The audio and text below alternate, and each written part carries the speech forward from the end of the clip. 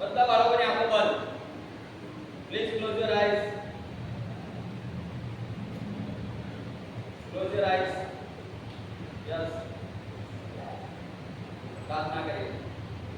અતિ પવિત્ર, અતિ મહાન, અતિ ગૌરવાન ઈશ્વર, જે પિતા, પુત્ર, પવિત્ર આત્મા ત્રિએકમય ઈશ્વર છે, જે અનાદિકાળથી અનંતકાળ સુધીના પરમેશ્વર છે, જે રાજાઓના રાજા, પ્રભુઓના પ્રભુ, અદ્ભુત મંત્રી, પરાક્રમી દેવ, સનાતન પિતા, ન્યાયાધીશ અને શાંતિના સરદાર, એવા અમારા પ્રિય સ્વામી, અમારા ધણી, અમારા માલિક, માન, મહિમા, સ્તુતિ અને ગૌરવને યોગ્ય એકમાત્ર ઈશ્વર, કે જે જીવંત છે, જે સર્વત્ર સર્વજ્ઞ અને સર્વવ્યાપી છે, જે અતિ ઉચ્ચ અને ઉન્નત રાજ્યાસન પર બિરાજેલા છે, જે આકાશમાંથી અમારી તરફ પોતાની દ્રષ્ટિ રાખે છે, અમારું ઉઠવું, બેસવું અને અમારા વિચારોને પણ વેગળી રીતે સમજે છે, એવા અમારા પ્રિય સ્વામી, માન, મહિમા, સ્તુતિ અને ગૌરવ આપતા તમારે માનીએ છીએ. આભાર માનીએ છીએ પ્રભુ, તમારી કૃપા અને તમારો વિશ્વાસો પણ અમારી સાથે જારી રાખ્યો છે. અને પ્રભુ, ગઈકાલના દિવસમાં પણ તમે અમારી સાથે રહ્યા, પાસે રહ્યા, તમારી કૃપા આપી, તમારો વિશ્વાસો પણ અમારી સાથે જારી રાખ્યો. અને આજે બીબીએસ ના ત્રીજા દિવસે પણ પ્રભુ તમારી સન્મુખમાં આવવાને માટે અને બીબીએસ પરિવાર તરીકે એકત્રિત થઈને તમારો મહિમા કરવાને માટે પ્રભુ તમે અમારા જીવનમાં જે તક આપી છે, સમય આપ્યો છે, વ્યવસ્થા આપી છે, પ્રભુ તેને માટે અમે તમારો આભાર માનતા તમારી સ્તુતિ કરીએ છીએ. આભાર માનીએ છીએ પ્રભુ, રાત્રે દરમિયાન તમે અમારું રક્ષણ કર્યું, અમારી દરેક જરૂરિયાતો તમે પૂરી પાડી. અને પ્રભુ, આજે એક નવા દિવસની ભેટની સાથે તમે અમને જીવવાની ભૂમિમાં રાખ્યા અને તમારો મહિમા કરવાને માટે પ્રભુ તમે અમને જગ્યા સ્થળ પર દોરી લાવ્યા છો. એ પ્રત્યેક બાબતને માટે આભાર માનતા તમારી સ્તુતિ કરીએ છીએ. સાથે વાલા પ્રભુજી, બીબીએસ આ ત્રીજા દિવસે તમારા જીવન અને પવિત્ર વચનો શીખવાને માટે, સમજવાને માટે પ્રભુ તમે તમારી કૃપા અમારા પર જારી રાખો છો. અને વિશેષ કરીને તમારા સેવક શૈલેષભાઈ અને દીકરીને માટે પ્રભુ અમે તમારો ફરીને એકવાર આભાર માનીએ છીએ. તેમની સેવા, સમર્પણ, બલિદાનને માટે પ્રભુ અમે તમારો આભાર માનીએ છીએ. અને પ્રભુ તમારા જીવન અને પવિત્ર વચનો શીખવાને માટે પ્રભુ તમે તમારું સામર્થ્ય, જ્ઞાન, બુદ્ધિ, ડાપણ અને ચાતુર્ય તમારા દાસને અને વાલા પ્રભુજી તમારી દીકરીને તમે આપો છો. અને તેમના દ્વારા પ્રભુ અમે જે કંઈ પણ શિક્ષણ પ્રાપ્ત કરીએ છીએ એ પ્રત્યેકને માટે પ્રભુ અમે તમારો આભાર માનતા તમારી સ્તુતિ કરીએ છીએ. સાથે વાલા પ્રભુજી, બાળકોને માટે પણ અમે તમારો આભાર માનીએ છીએ.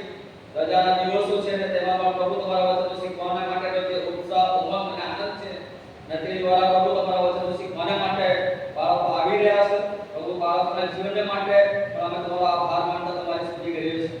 શિક્ષક મિત્રોને માટે પણ પ્રભુ અમે તમારો આભાર માનીએ છીએ. તેમની સેવા, સમર્પણ, બલિદાનને માટે અમે તમારા નામને ધન્યવાદ આપીએ છીએ.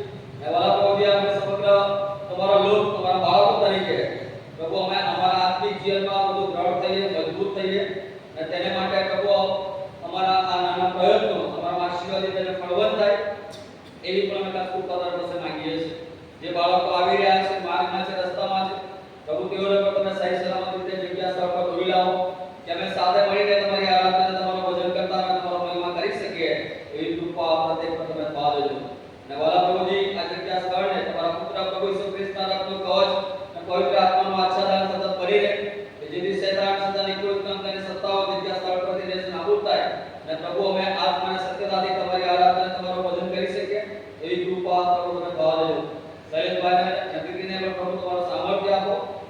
અને વાલા પ્રભુજી, એક્શન સોંગ દ્વારા જે શીખવવા માંગે છે, જે શિક્ષણ આપવા માંગે છે એમાં પણ પ્રભુ તમારા બાળકો તરીકે અમે સામેલ થઈ શકીએ અને તમારો મહિમા કરી શકીએ. સાથે વાલા પ્રભુજી, જે સ્ટોરી દ્વારા તમે અમને જે શિક્ષણ આપવા માંગો છો એ સ્ટોરીને જણાવવાને માટે શબ્દો તમારા દાસના મુખમાં તમે મૂકો. અને પ્રભુ, અમારા કાનોને તમે ખુલ્લા કરો, અમારા અંતઃકરણને તમે ખુલ્લા કરો કે પ્રભુ આપના વચન અમે અમારા હૃદયમાં રાખી શકીએ અને તે પ્રમાણે ચાલવા માટે તમારો આત્માનું સામર્થ્ય કામ કરી શકીએ એવી કૃપા પ્રત્યેક પર તમે થવા દેજો. આજના આખા દિવસમાં તમે અમારી સાથે રહેજો, અમારી દરેક જરૂરિયાતો તમારા માટેમાંથી પૂરી પાડજો.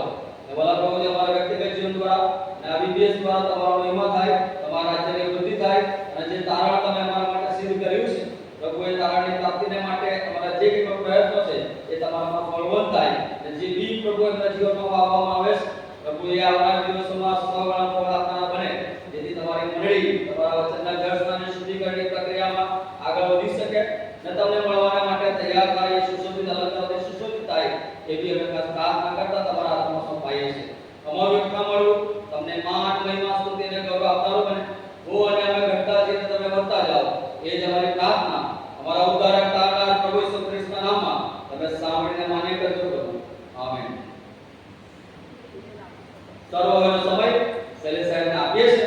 તેવા આપણને આજના નવા દિવસની યોજનામાં અને નવા દિવસનું પ્રભુનું જે આયોજન છે તેમાં આપણને લઈ જશે.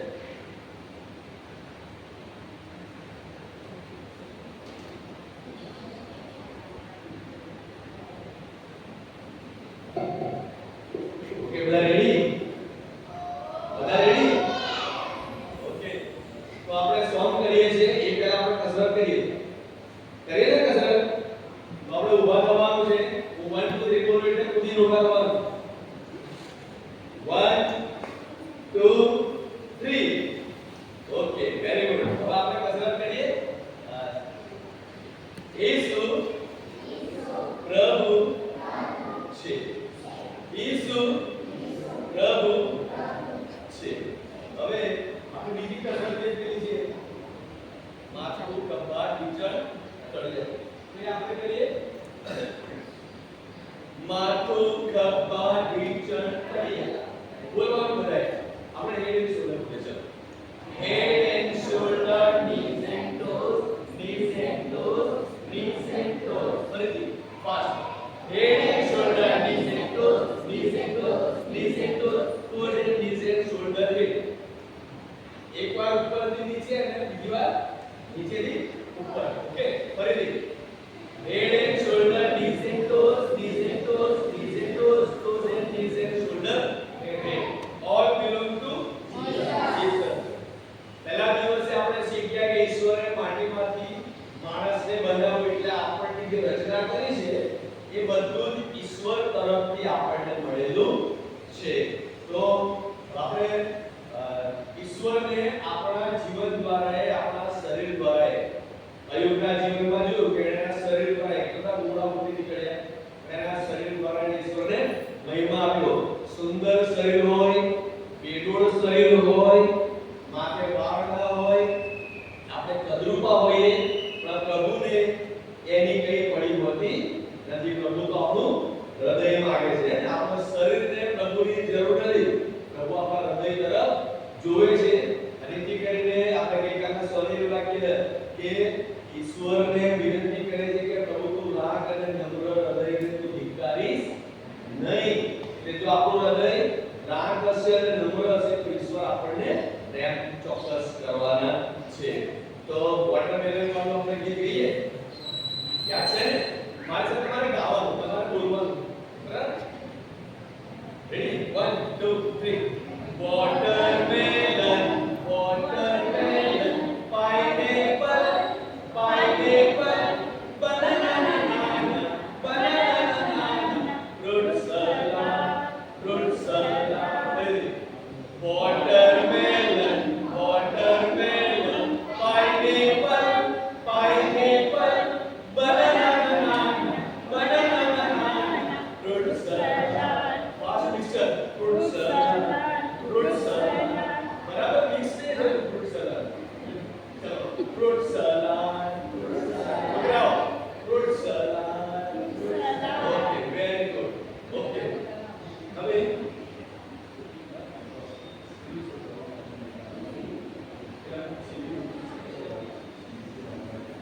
બીજી એક તમને નવું ગીત શીખવાડું છું. એને લખી છે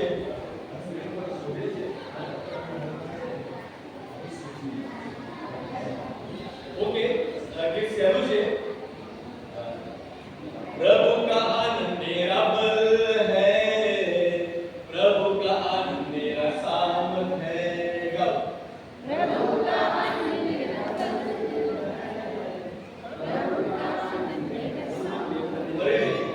प्रभु का आनंद मेरा बल है, प्रभु का आनंद मेरा सामर्थ है. प्रभु का आनंद मेरा बल है, प्रभु का आनंद मेरा सामर्थ है.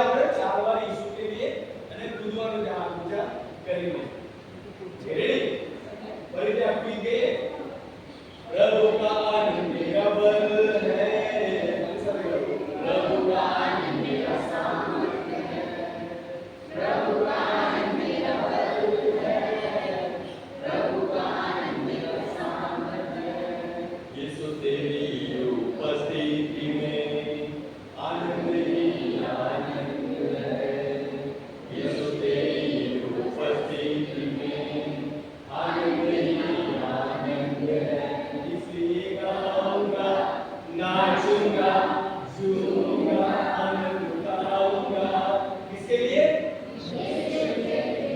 बोलो बराबर यीशु के लिए बोलो वेरी गुड बहुत सरस भाई ये गीत करिए से ये गीत से स्क्रीन पर देखा से અને એક્શન એકદમ ઈઝી છે હા બેટા થોડી જગ્યા રાખી તમે થોડા કામ કરો એટલે મારે વચ્ચે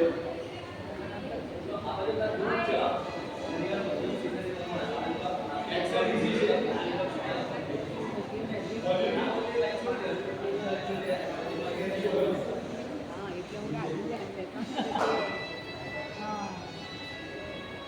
ડિવિઝન વાઇઝ બેસવાનું છે મધ્યમ જુનિયર સિનિયર એવી છે પોતાને ક્લાસ કરવાનો પડે જે જુનિયર હોય જુનિયરની રોમાં ઉભા રહે પ્રાથમિક વાળા પ્રાથમિકની રોમાં ઉભા રહે હા એવું એમણે કહ્યું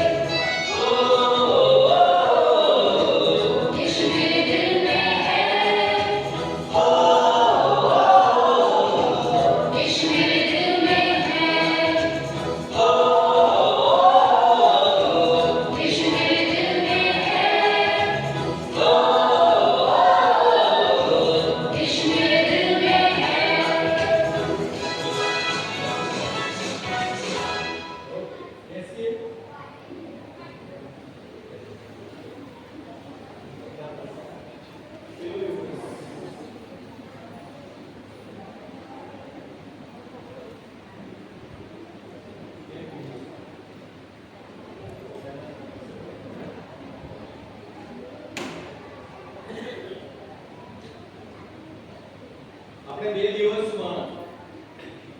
બે દિવસમાં જુદી જુદી વાતો શીખ્યા ને. પહેલા દિવસે શેની વાત શીખ્યા આપણે? પહેલા દિવસે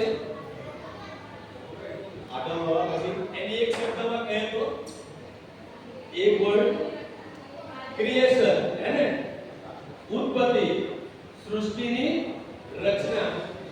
એ સૃષ્ટિની રચનામાં ઈશ્વરે આ જગતમાં જે બધું તમે જુઓ છો એ બધું બનાવ્યું અને છઠ્ઠા દિવસે ઈશ્વરે માણસને બનાવ્યું. એ માણસ હજારો વર્ષ પછી આપણે અસ્તિત્વમાં છીએ અને જે શ્વાસ ઈશ્વરે આદમમાં ફૂંક્યો હતો એ શ્વાસ આજે આપણે પણ ધારણ કરીએ છીએ. આજે એ શ્વાસ આપણે પણ લઈએ છીએ. ગઈકાલે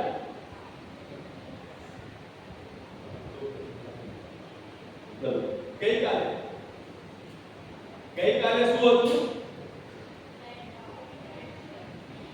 એ તો હતું જ. હું પાપાની વાત કરું, આપણા બાજુ પાઠની વાત કરું. અયું, બરાબર. કેવું પાત્ર હતું અયું? આપણે આ જે આપણો રુદ્રાલય છે આ અયું જે પાત્ર, તો ગઈકાલનું પાત્ર કેવું હતું? એક શબ્દ હતો બંગીત પાત્ર. કેવું હતું? બંગીત પાત્ર તૂટી ગયું, હે ને? તમે પેન્સિલ વાપરો તો પેન્સિલ તૂટી જાય, રબર વાપરો રબર તૂટી જાય, તમે સ્કેલ વાપરો તો સ્કેલ પણ તૂટી જાય, જો પ્લાસ્ટિકની હોય તો, લાકડાની હોય તો, હે ને? એ ભાંગી જાય, તૂટી જાય તો એને કેવી રીતે રિપેર કરવી? એને જ્યારે તમે રિપેર કરો છો ત્યારે એ ભાંગેલું છે એ જતું રહેતું નથી. ખાલી ને જોડો છો, એની જોડ દેખાય તો વચ્ચેની કિનારો દેખાય છે. પણ જ્યારે ઈશ્વર આપણને ઘડે છે ત્યારે આપણા જે પાપ છે ને, પાપને કારણે આપણામાં જે બધી જગતની વાતો આવે છે, ત્યારે ઈશ્વર આપણને જ્યારે તારણ આપે છે ને ત્યારે એ કિરાઓ બધી સંતાઈ જાય છે. કારણ કે આપણને આખા ઈશ્વર તોડી નાખે છે. આખો માટીનો ગારો કુંભાર આખો તોડી નાખે અને ફરીથી માટીનું વાસણ બનાવે. એવી રીતે ઈશ્વર આપણા બધા જ પાપોને ભૂંસી નાખીને ત્યાંથી હટાવી દે છે, રહેવા દેતા નથી. અને ત્યારે આપણે બંગીત પાત્ર ઈશ્વરને માટે પસંદ કરેલું છે. આપણું સ્વર્ણ મુદ્રાલયનો જે બીજો તિમોથી બીજો અધ્યાયની 21મી કલમ છે ને, પ્રભુને માટે પસંદ કરાયેલો છે તિમોથીને ભાવપૂર્ણ રીતે એ પ્રમાણે કીધું. અને ગઈકાલનું જે સ્વર્ણ વાક્ય છે કે પ્રભુ તું રાખ અને નમ્ર હૃદય વાળાને ધિક્કારીશ નહીં, કારણ કે ઈશ્વરના યજ્ઞો તો રાખ મન છે. સાચી વાત ને? ઈશ્વરની આગળ આપણું હૃદય એ ન્યાયી હોવું જોઈએ, આપણું હૃદય શુદ્ધ હોવું જોઈએ અને આપણે રાખ મનના હોવા જોઈએ. CNN પોલીસરા સુરત BBS 2025 તારીખ 14, આજની તારીખ 14/5/2025. મુદ્રાલય છે, આપણે સાથે બોલીએ.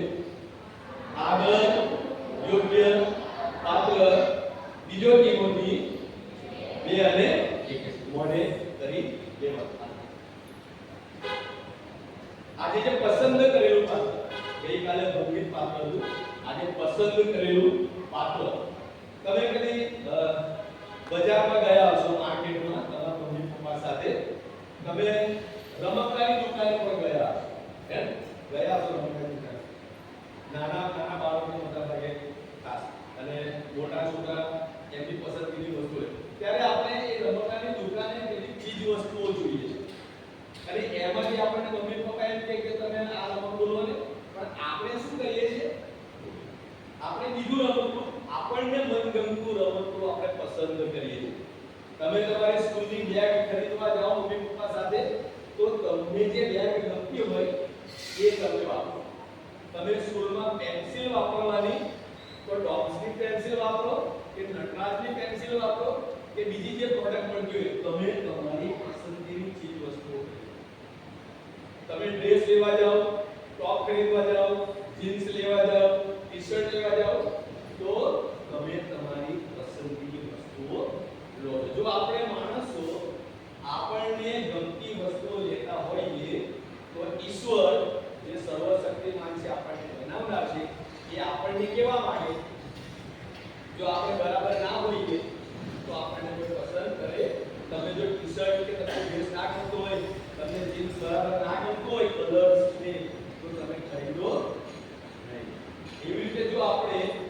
યોગ્ય પાત્ર ના હોઈએ તો આપણે ઈશ્વરના પસંદ કરેલા બની શકતા નથી. મિત્ર આ કૃત્યના 9મા અધ્યાયમાંથી આપણે બધી બાબતોને જોવાના છે.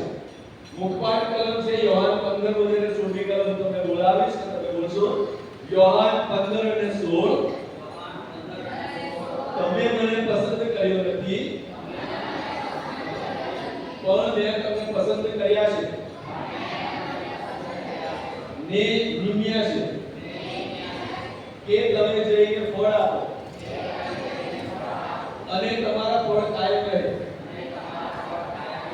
જેથી તમે મારે નામે જે કંઈ બાપની પાસે માંગો તે તમને તે આપે. યોહાન 15 અને 16. આપણને આ વાક્ય એવું શીખવે છે, પ્રભુ ઈસુ કહે છે કે તમે મને પસંદ કર્યો નથી. આપણે પ્રભુ ઈસુને ચૂઝ કરી શકતા નથી. આપણે પ્રભુ ઈસુને બોલાવીને આપણે આપણા મિત્ર બનાવી શકતા નથી. પ્રભુ ઈસુ આપણને સામેથી બોલાવે છે, સામેથી પસંદ કરે છે. આખી દુનિયા છે. તમને ખબર છે કે દુનિયામાં કેટલા માણસો છે? આખો ખબર હશે કેટલો હશે મોઢેરા? લગભગ 800 કરોડની ઉપર, 8 અબજ આખા વિશ્વમાં માણસો આજે 800 કરોડથી વધારે છે. એ 800 કરોડમાં પ્રભુ ઈસુના પસંદ કરેલા તો થોડાક જ છે. ભારત દેશમાં 140 કરોડની ઉપર માણસો છે, 140 કરોડ. એમાં ખ્રિસ્તીઓ 6 કે 7 કરોડ જ છે. 140 માંથી ઈશ્વરે 6 કે 7 કરોડને પસંદ કર્યા. તો આપણે ખુશ થવાનું કે નારાજ થવાનું? ખુશ થવાનું ને, કારણ કે ઈશ્વર આપણને એવી જગ્યામાંથી લઈને આવ્યા અને એવી જગ્યામાં મૂક્યા કે જ્યાં આશીર્વાદ છે, આનંદ છે, સુખ છે, સમૃદ્ધિ છે અને સૌથી મહત્વની વાત ત્યાં તારણ છે. ત્યાં કોઈ જગ્યાએ તારણ નથી. આ એક જ એવી જગ્યા છે પ્રભુના ચરણો કે જ્યાં આપણને તારણ પ્રાપ્ત થાય. અને એથી કરીને સત્ય એ છે કે આપણે ઈશ્વરને પસંદ કરી શકતા નથી. ચલો આ ઈશ્વર આને પસંદ કર્યા, ઈશ્વરને બાજુમાં મૂકીને આને પસંદ કરી બાજુમાં મૂક્યા. ના, એવું નથી. આપણી પાસે કોઈ ચોઈસ નથી. ઈશ્વરને પસંદ કરવાની આપણી પાસે ચોઈસ નથી. ઈશ્વર આપણને પસંદ કરીને લાવે છે. પણ ઈશ્વર આપણને પસંદ કારણ કે આપણા જીવનો માટે એમની પાસે યોજના છે. ઈશ્વરે જ્યારે દુનિયા બનાવી આપણને હવાને છેલ્લે બનાવી, સૌથી છેલ્લે. ખબર છે ને? સૌથી છેલ્લે બધું બની ગયું. જાનવરો બની ગયા, ભેંસ, 4 પગા પ્રાણીઓ, આકાશના પક્ષીઓ, સમુદ્રના માછલા, આ ઝાડપાન બધું જ બની ગયું. છેલ્લે માણસને કેમ ઉત્પન્ન કર્યો? કારણ કે એ માણસને જીવન જીવવા માટે હવા, પાણી, ઉજાસ, ખોરાક, રહેઠાણ એ બધું જોઈએ. એટલે ઈશ્વરે સૌથી પહેલા આ બધી જરૂરિયાતો બનાવી. હે, હવાને ઉત્પન્ન કરવા માટે ઈશ્વરે આ વૃક્ષો બનાવ્યા, પ્રકાશ આપવા માટે સૂરજને બનાવ્યું, ખોરાકને માટે ફળ વૃક્ષો બનાવ્યા, રહેવાને માટે એડનબાગ બનાવ્યું અને માણસને બનાવ્યો. એટલે આપણે જન્મ્યા એ અગાઉ ઈશ્વરે આપણા માટે મમ્મી પપ્પા રાખ્યા, ઈશ્વરે આપણા માટે ભાઈ બહેન રાખ્યા, ઈશ્વરે આપણા માટે પાડક સાહેબ રાખ્યા, ઈશ્વરે આપણા માટે પાસ્ટોરી કંપની રાખી, ઈશ્વરે આપણા માટે સંદેશ સ્કૂલના શિક્ષકો રાખ્યા, ઈશ્વરે આપણા માટે ગુરુ મંદિર રાખ્યું, ઈશ્વરે આપણા માટે બાઇબલ રાખ્યું, ઈશ્વર આપણા માટે સુંદર સુંદર ઈશ્વરના સોંગ ભજન સંગ્રહ રાખ્યું. આપણે જીવન જીવીએ સારું એટલા માટે ઈશ્વરે આપણી ચોઈસ કરી. આપણે દેવળ ચોઈસ નથી કરી, આપણે પાડક સાહેબ ચોઈસ નથી કર્યા, તમે તમારા ટીચર્સ ચોઈસ નથી કર્યા, પણ ઈશ્વરે આ બધાની પાસે તમને પસંદ કર્યા. ઈશ્વરની પાસે યોજના છે દરેક માટે. તેમની યોજનાનો ભાગ બનવા માટે આમંત્રણ બોલાવે છે. તો શું કરવાનું? આપણે કાનને સરવા રાખવાનું, ઘોંઘાટ કરવા, ઈશ્વરનો અવાજ આપણે સાંભળવાનો. અને ઈશ્વર આપણને એમના હેતુ માટે વપરાવવા માટે આપણને ચોક્કસ આકારમાં ઘડે છે. જેમ એક માટીનો એક લોંગો લઈ લે કુંભાર અને તેને ચાકડા પર મૂકીને ચાકડો ફેરવ્યા પછી એના હાથથી એ માટલું બનાવે, નાનો કુંજો બનાવે, કોઈ નાનું તવી બનાવે, કઈ પણ પ્રકારનો આકાર કુંભાર બનાવી શકે. પોતાને ગમતો એ માટી જે છે એ પોતે આકાર કરી શકતી નથી, પણ એને કુંભાર એમ ઈશ્વર એ કુંભાર છે. આપણે બીજમાં એક અલગ અને કાલા બનાવ્યા, ગોળા બનાવ્યા, પતલાને, જાડાને, બધાને બીજા દરેક પ્રકારના આકાર. પણ એ ઉપરાંત ઈશ્વર સ્વર્ગીય રાજ્યને માટે આપણને આકાર આપે છે. આપણે આગળ એને જોઈએ. અમારે આગળ એક ચિત્ર છે. પસંદગી જોઈએ.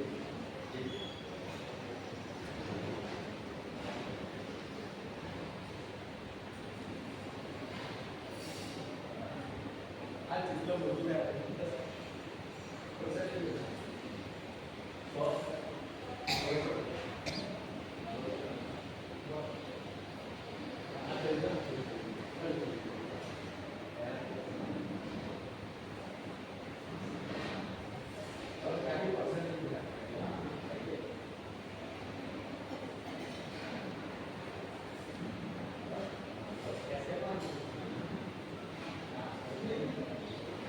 હવે શેર કરો. તમારી આગળ એક ચિત્ર મૂકવામાં આવ્યું છે. એક બાજુ ઉપર લખ્યું છે નકાર, નીચે લખ્યું છે કલરિંગમાં નિર્ણય, જમણી બાજુ છે કલરિંગમાં વધસ્ત. હવે આપણે આ જગતની અંદર જીવીએ છીએ. વચ્ચે જે એરો છે એમાં તમે કશું જોઈ શકો છો? કશું જુદું લાલ એરો, ઓકે લાલ એરો. પછી બીજું શું જોઈ શકો છો લાલ એરો સાથે? બીજું શું છે? હે? ઊંધી લાઈન છે. ઊંધી લાઈન. એને આપણે કહીએ કે વિરુદ્ધ દિશા. વિરુદ્ધ દિશા કહે. તમે આમ બેઠા છો અને હું તમારી સામે આ સાઈડ છું, બરાબર? વિરુદ્ધ દિશા. હવે જગત અને દુનિયાના લોકો ટોળા બંધ આમ ચાલ્યા જાય છે. આપણે એવું માનીએ છીએ કે આપણે લોકોની સાથે રહેવું પડે. મારે મારા મિત્ર સાથે જવું પડે, મારે મારા મમ્મી સાથે જવું પડે, મારે મારા પપ્પા સાથે જવું પડે, મારા ભાઈ બહેન સાથે જવું પડે. આપણે એમની પાછળ દોરાયા જઈએ છીએ. પણ બાઇબલનો ઈશ્વર એમ કહે છે કે તમે જગત જેમ દોરાય એમ તમે દોરાવ નહીં. તમારી દિશા બીજી હોવી જોઈએ. કઈ દિશા હોવી જોઈએ? એક બાજુ કશું જ નથી, બધું બ્લેન્ક છે, એટલે જગતની બધી વાતો છે. અને બીજી બાજુ પાર છે, બધું ઉપર લખ્યું કે આપણી દિશા દુનિયાની પ્રશંસાની નહીં. હે ને? સચિન તેંડુલકર એટલે આપણે સચિન તેંડુલકર જેવા આપણે ક્રિકેટ શીખવા માટે જઈએ. કોઈ આઈટી એન્જિનિયર બનતો હોય ટોળામાં, તો આપણે બધા ટોળામાં કોમ્પ્યુટરના ક્લાસ જોઈન કરી દઈએ. આપણને ખબર નથી કોમ્પ્યુટરમાં અસંખ્ય કોર્સીસ, પણ આપણે જોઈન કરી દઈએ. પછી વચ્ચેથી પેલા છોડી પડે. નર્સિસ લાઈન છે, બધા એક સામના જીએનએમ કરવા લાગે. એક સામના બધા ટોળા બંધ. કેમ? મારી બહેનપણી કર્યું, પેલા મને કર્યું, અમને કર્યું. ટોળા બંધ. પણ એમાંથી કોઈ વિચારે કે નર્સની જગ્યાએ હું ડોક્ટર બનું? કોઈ એવું વિચારે કે હું નરેન્દ્ર મોદીભાઈ જગ્યાએ હું વડાપ્રધાન બનું? વિરુદ્ધ દિશા. અને લોકોને ટોળા જાય એ વિરુદ્ધ દિશા. અહીંયા આપણા માટે ચિત્ર છે કે આપણે નિર્ણય કરવાનો છે. લોકો નરક તરફ વધી રહ્યા છે અને આપણે આટલા બધામાંથી એક જ ગ્રંથ વિરુદ્ધ દિશામાં ઈશ્વર તરફ જઈએ છીએ. નિર્ણય મારે ને તમારે કરવાનો. પ્રેરિતોના કૃત્યના 9મા અધ્યાયમાં એક માણસની વાત આવે છે. અને એ માણસ તો ફરોશી હતો, નિયમશાસ્ત્રનો જાણકાર હતો. એની પાસે ઈશ્વરે જે નિયમો આપ્યા ને, ઉત્પત્તિ, નિર્ગમન, જીવ, ગણના, ઉન્નતિ, ઈશ્વરે નિયમો આપ્યા છે. 10 આજ્ઞાઓ તમને ખબર છે? નિર્ગમનની અંદર જે 10 આજ્ઞાઓ ને, એક જ નિયમને માનવાની બધી આજ્ઞાઓ છે. એ બધા જ નિયમો આ માણસ, આ સાઉલ એ ચુસ્તપણે પાળતો. ચુસ્તપણે એટલે જરા પણ એમાંથી આજુબાજુ ખસવાનું નહીં. દાખલા તરીકે હું તમને ઉદાહરણ આપું. આપણે ભક્તિ સભા સવારે 9 વાગે બેસતી હોય તો 9 વાગે આવીને બેન્ચ પર બેસી જવાનું. 9 ને 5 આવી શકાય ને એવી ચુસ્ત રીતે નિયમો સાઉલ પાડતો હતો અને એ આગેવાન તો ફરોશી હતો અને એક ફરોશી એક એવું જૂથ હતું યહૂદીઓમાં એમને બી જવાબદારી સોંપવામાં આવેલી કે તમારે નિયમશાસ્ત્રનું વાંચન કરવાનું, એનું અર્થઘટન કરવાનું અને યહૂદી લોકોને એનો અમલ કરવા માટે શીખવવાનું. એટલે આ એક જૂથને યહૂદીઓમાંથી અલગ કર્યા. જેમ કે આપણે મંદિરમાં પાસ્ટોરેટ કમિટીને મંદિરના કામ કરવા માટે અલગ કર્યા છે. બધા લોકો કરી શકે નહીં. સન્ડે સ્કૂલ ચલાવવા માટે સન્ડે સ્કૂલ ટીચરને કેટલાકને અલગ કર્યા છે. યુથ બોર્ડ ચલાવવા માટે કેટલાક જુવાનોને અલગ કર્યા છે. મહિલા સંગઠન ચલાવવા માટે કેટલીક બહેનોને અલગ કર્યા છે. મહિલા સંગઠન પાસ્ટોરેટ કમિટીનું કામ નહીં કરી શકે. સન્ડે સ્કૂલના ટીચરનું કામ પાસ્ટોરેટ કમિટી નહીં કરી શકે કે મહિલા સંગઠન નહીં કરી શકે. ઈશ્વરે દરેકને સ્પેસિફિક કામો સોંપેલા છે. આ લોકોને એ કામ સોંપેલું કે તમારે નિયમશાસ્ત્રનું જાતે અધ્યયન કરવાનું, શીખવાનું અને પછી તેને બધા યહૂદીઓને ઈશ્વર શું કહે છે નિયમોમાં એ એમને શીખવવાનું.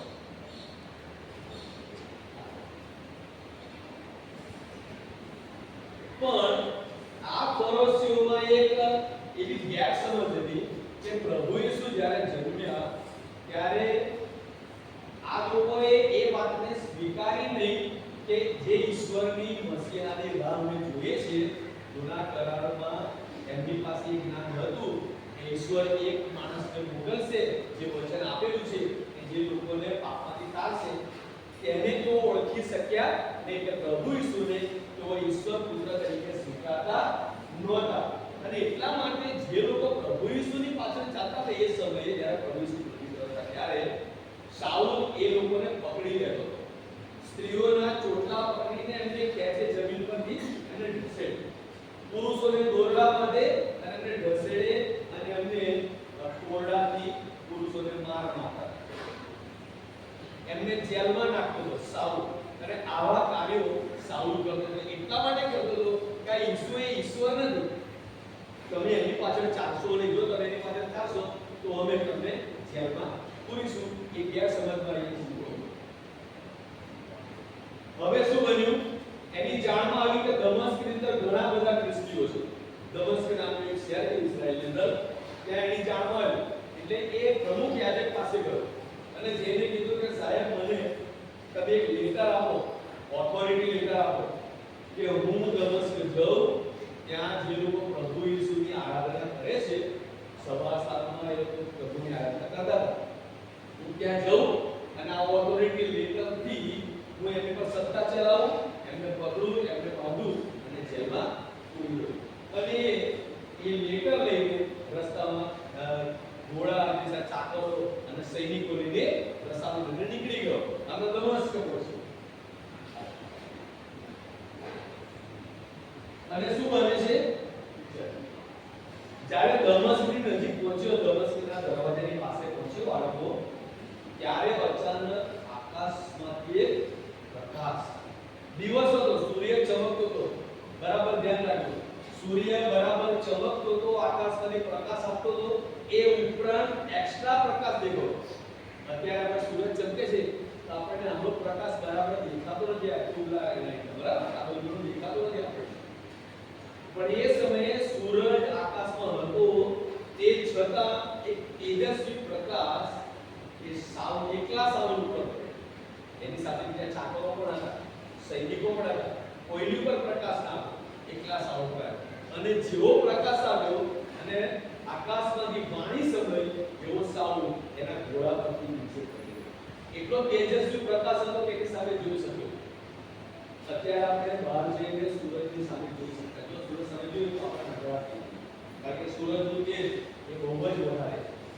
તો આકાશમાંથી આવેલું આ પ્રકાશ એટલો તેજસ્વી હતો કે સાઉલ ટકી શક્યો નહીં અને ઘોડા પરથી નીચે પડી ગયો અને વાણી સંભળાઈ. અને વાણીમાં એવું બોલવામાં આવ્યું કે સાઉલ સાઉલ તું મને કેમ સતાવે છે? એક વાક્ય આકાશમાંથી બોલવામાં આવ્યું. એટલે સાઉલ તો અભ્યાસુ હતો, વેલ એજ્યુકેટેડ હતો, હે ને? એ સારું શિક્ષણ પ્રાપ્ત કર્યું. એ અભણ નહોતો સાઉલ, ખૂબ જ ભણેલો હતો.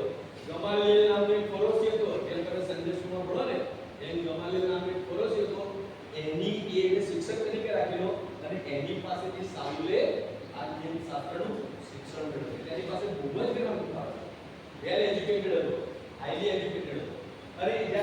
સાંભળ્યો એને પ્રકાશ જોઈને આંખોમાંથી ફાંફા મારવા લાગ્યો. કોણ બોલે છે મારી સાથે? બધા જ એની સાથે ઘોડેસવારો, ચાકરો, સૈનિકો બધા એમનો મોં બંધ થઈ ગયું, અવાક થઈ ગયા, કશું બોલી શકે નહીં. તો સાઉલ કહે છે કે મારી સાથે કોણ વાત કરે? એણે એમ કીધું, પ્રભુ તું કોણ છે? એના મોંમાંથી પહેલો શબ્દ નીકળ્યો પ્રભુ, કારણ કે એને કદાચ એમ લાગ્યું કે આ તો ઈશ્વરના આપણા સિવાય બીજો કોઈ નથી. પ્રભુ તું કોણ છે? અને ત્યારે આકાશમાંથી એ વાણી આવી કે હું ઈસુ છું જેને તું સતાવે. હવે આપણને પ્રશ્ન થાય કે સાઉલ પ્રભુ ઈસુને ક્યાં માર્યા? જ્યારે પ્રભુ ઈસુને મારી નાખ્યા ત્યારે સાઉલ ત્યાં હાજર નહોતો, હે ને? એને તો પ્રભુ ઈસુને સાટકા માર્યા નથી, એને તો પ્રભુ ઈસુને પકડાઈ દીધા નથી, એને પ્રભુ ઈસુને ખીલ્લા માર્યા નથી. તો પ્રભુ ઈસુ એવું કેમ કહે છે કે તું મને કેમ સતાવે છે? તો આ વાક્યનો કેવો થાય બાળકો કે જે લોકો પ્રભુના લોકોને સતાવે છે એ પ્રભુને સતાવે છે. જો કોઈ મને સતાવે છે, તમને સતાવે છે, તે આપણને નથી સતાવતા, પણ એ પ્રભુ ઈસુને સતાવે.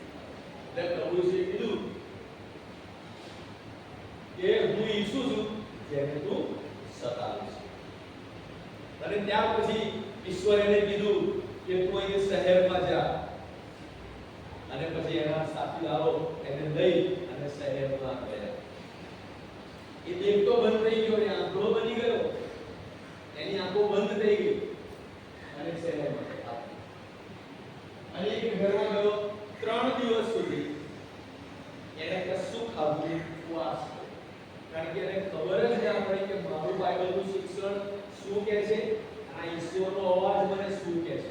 એને કઈ સમજણ પડે, એ બ્લેન્ક થઈ ગયું. ઘણી બધી વાર આપણે જગતની વાતોમાં ઈશ્વરની વાતોથી બ્લેન્ક થઈ ગઈ, એટલે એરોની જેમ ક્યાં જવું એ આપણને સમજાતું નથી. પણ જ્યારે ઈશ્વરના હાથમાં સોંપાય છે ત્યારે આપણે ચોક્કસ દિશા આપણે પ્રાપ્ત કરી શકીએ. સાઉલને પણ એવું તો એ સમજી શક્યો નહીં કે હું જે માનું છું નિયમ શાસ્ત્રમાં એ શું છે, અને પ્રભુ ઈસુએ મને જે કીધું એ શું છે. અને એથી કરીને એ 3 દિવસ સુધી એને ઉપવાસ કર્યા, કશું ખાધું. હવે એ સમયે યહૂદિયામાં એક અનાનિયા નામનો એક પ્રભુનો સેવક રહેતો. એનું નામ હતું અનાનિયા. અને એ પ્રાર્થનાવાદી હતો, પ્રભુ ઈસુને ઓળખનાર હતો. અને પ્રભુ ઈસુએ એને દર્શન આપ્યું અનાનિયાને કે અનાનિયા તું યહૂદિયાના ઘરમાં જા, ત્યાં એક માણસ છે સાઉલ નામનો, તું એના માટે હાથ મૂક, એના માટે એ વાત અનાનિયાએ ઈશ્વરને કીધી. તો સામે બીજી બાજુ સાઉલને ઈશ્વરે દર્શન આપ્યું કે તારી પાસે એક માણસ આવશે જે તારે માટે પ્રાર્થના કરશે. ઈશ્વર એક સમયે 2 માણસને એક સાથે દર્શન આપ્યું. એક બાજુ અનાનિયાને દર્શન આપ્યું અને કીધું તું યહૂદિયા જા અને ત્યાં ગાડી જઈને તું એક માણસ માટે સાઉલ માટે પ્રાર્થના કર. અને સાઉલને દર્શન આપ્યું કે તારે ઘેર એક માણસ અનાનિયાનો આવી રહ્યો છે. ત્યારે અનાનિયાએ દલીલ કરી. એને તો ખબર હતી બાળકો કે આ સાઉલ બહુ ક્રૂર માણસ છે, ખ્રિસ્તીઓને પકડીને મારે છે, એમને જેલમાં પૂરી દીધો. અને એને ખબર હતી. એટલે અનાનિયાએ ઈશ્વરને એને દલીલ કરી કે પ્રભુ તમને તો ખબર છે કે આ સાઉલે આવા લોકોને કેટલું બધું દુઃખ આપ્યું, એમને જેલમાં પૂર્યા. એ તો આપણો એકદમ વિરોધી છે, પાકો વિરોધી છે, અને હું એના માટે પ્રાર્થના કરવા જાઉં. ઈશ્વરની યોજનાને અનાનિયા બધું સમજી શકતો નથી. સાઉલને માટે ઈશ્વરની યોજના સાઉલ પણ સમજી શક્યો નહીં અને અનાનિયા પણ સમજી શક્યો નહીં કે સાઉલને માટે ઈશ્વરની યોજના. હવે ઈશ્વરની યોજનાને જાહેર કરી. ઈશ્વરે અનાનિયાને કીધું તું ચાલ્યો જા, હું તને હુકમ આપું છું, એટલે તારે જવાનું જ છે. સાઉલ ગમે તેટલો વિરોધી છે, પણ તારે એના માટે પ્રાર્થના.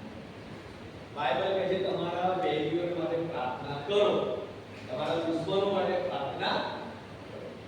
વ્યવહારમાં આપણે દુશ્મનો પર પ્રેમ કરવાનું આપણે ચૂકી જઈએ અને આપણે પણ સામે બદલો લઈએ. પણ સાઉલના જીવનની અંદરથી અનાનિયાના જીવન ઉપરથી આ એક નવી વાત આપણે જાણી શકીએ કે ઈશ્વરની યોજનામાં આપણે દુશ્મનો પર પ્રેમ. અને અનાનિયા એ યહૂદિયા ગયો, ત્યાં ગાડી એને એ ઘર શોધી કાઢ્યું અને સાઉલની પાસે ગયો અને જઈને સાઉલની મુલાકાત કરી. અને પછી એણે સાઉલને કીધું કે ભાઈ સાઉલ, ઈશ્વરે મને કીધું છે કે હું તારા માટે પ્રાર્થના કરું. તે ઈશ્વરે કીધું છે હું પ્રાર્થના કરું છું તું દેખતો થા. અને તરત એની આંખ ઉપરથી છાલા જેવું કશું પડી ગયું. આંખો નહીં ગયો ને, આંખમાં છાલા આવી ગયા છે, એટલે પડ આવી ગયા, કોઈ વસ્તુ આવી ગઈ, એ તરત ખરી પડી અને સાવ. ઈશ્વરે એની યોજના ડિક્લેર કરી અને એની આગળ કે આ સાઉલ એ રાજાઓની આગળ જશે સુવાર્તા પ્રચારને માટે, ઇઝરાયલ પુત્રોની મધ્યે જશે અને આખી દુનિયાના લોકોને કે જેમની પાસે સુવાર્તા નથી, કારણ કે પ્રભુના શિષ્યો ફક્ત યરૂશાલેમની અંદર સુવાર્તા આપતા હતા. રાજાઓની આગળ જવાનો 12 શિષ્યો હિંમત નહોતા કરી શકતા રાજાઓને સુવાર્તા આપવા માટે. પણ સાઉલની પાસે બાઇબલનું એટલું નોલેજ હતું, એટલું જ્ઞાન હતું અને એટલો હિંમતવાન હતો કે રાજા પર ઉભો રહીને સુવાર્તા પ્રચાર કરે. એટલે ઈશ્વરે એના માટે યોજના ઘડી કે આ સતાવનારને હું મારી સુવાર્તા માટે ઉપયોગ કરું. અને મારા બાળકો, એ સાઉલે પ્રભુ ઈસુના ની યોજનાને એને સ્વીકારી લીધી અને પ્રભુનો મોટો સેવક બન્યો. પાછળથી એને આપણે પાઉલ તરીકે ઓળખીએ છીએ.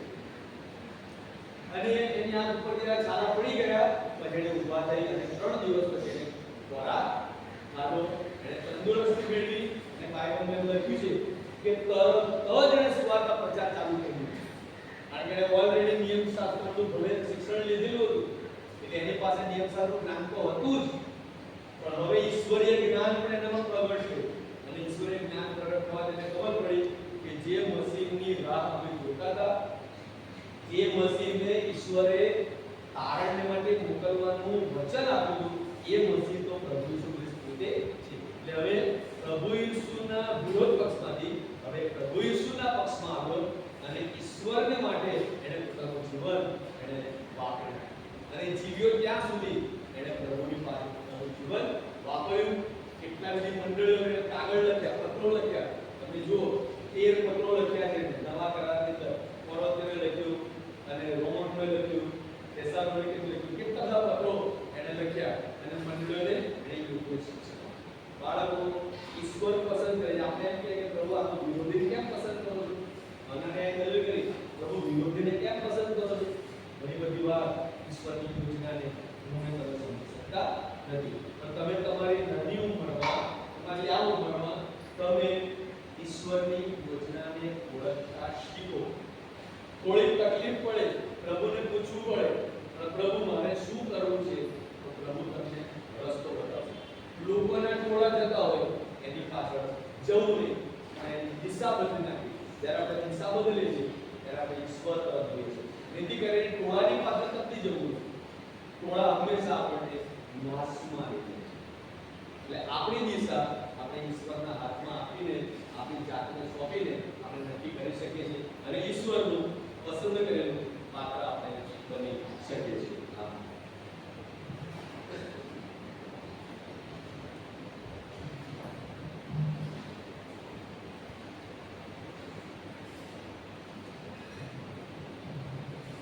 સારું,